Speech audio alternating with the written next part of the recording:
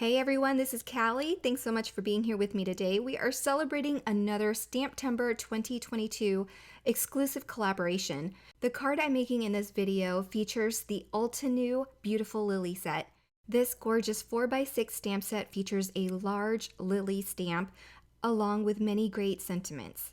So I've stamped my image here in a Copic friendly ink, and now I'm going to color with Copic markers. I've listed the colors that I'm using in the upper right hand corner there, as well as one POLYCHROMOS colored pencil, which you'll see me use in a little bit to add some more depth to the lilies that I'm coloring.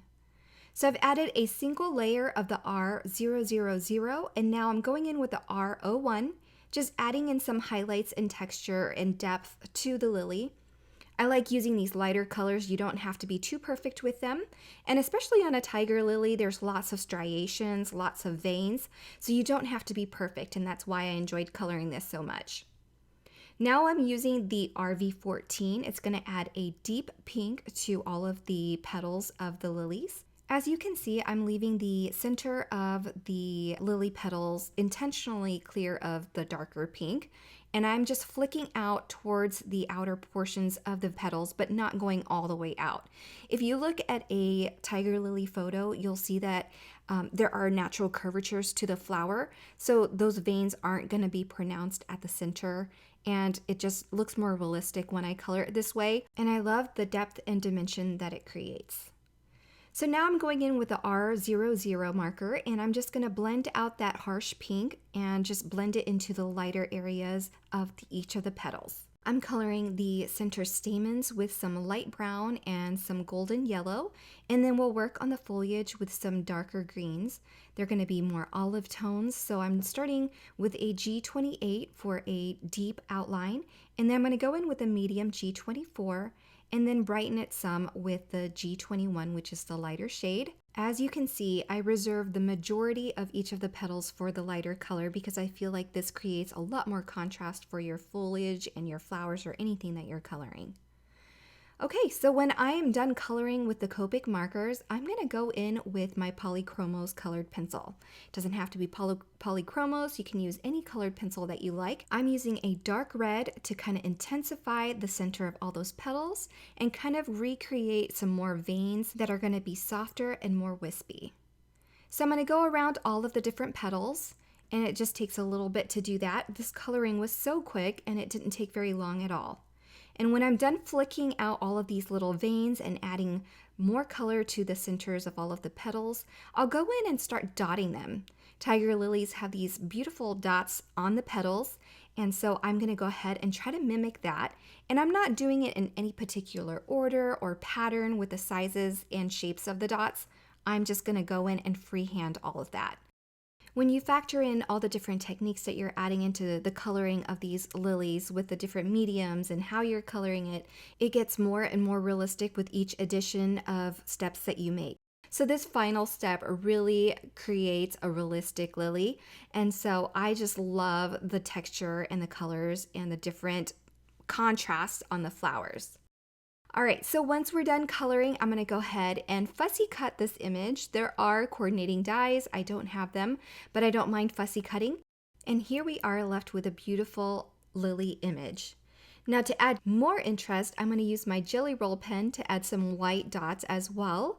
And I didn't do this before I started fussy cutting because I didn't want that white gel highlight to smear at all. So I did that and I set it aside to work on my background while that dries. I'm going to use Sage Positively Saturated ink, and I'm just ink blending one of the corners.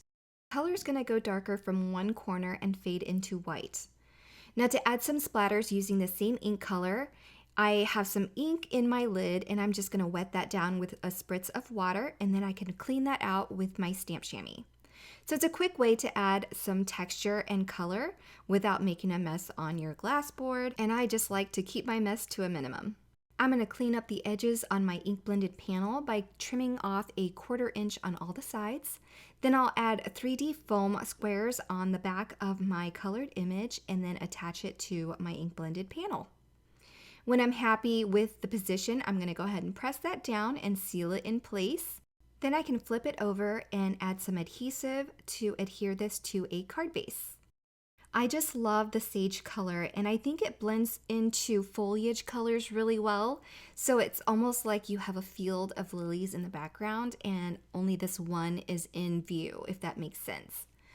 So when I have that down, I'm going to go ahead and work on a sentiment. I'm going to choose the sentiment that I want, and I have a scrap piece of black cardstock that I'm going to stamp my sentiment on.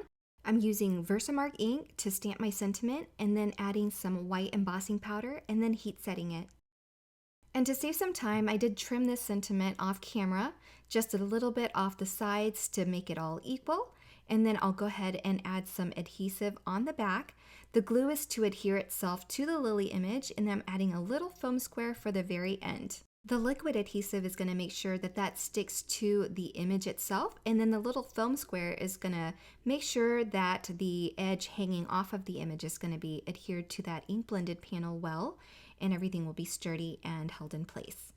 Last but not least, we need a few embellishments. I'm using the Aurora Borealis sticker gems here to stick some gems onto my card. I'm just going to stick an odd number onto the panel for some interest, and then our card is done.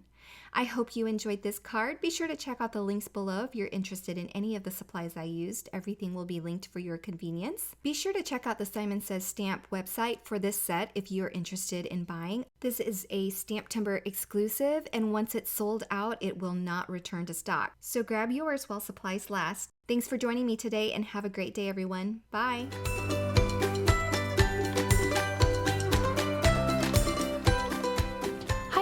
I'm Heidi, Simon's mama and founder at simonsaysstamp.com. Thank you so much for watching our video. If you like what you just saw, be sure to press the thumbs up and subscribe to see more great content.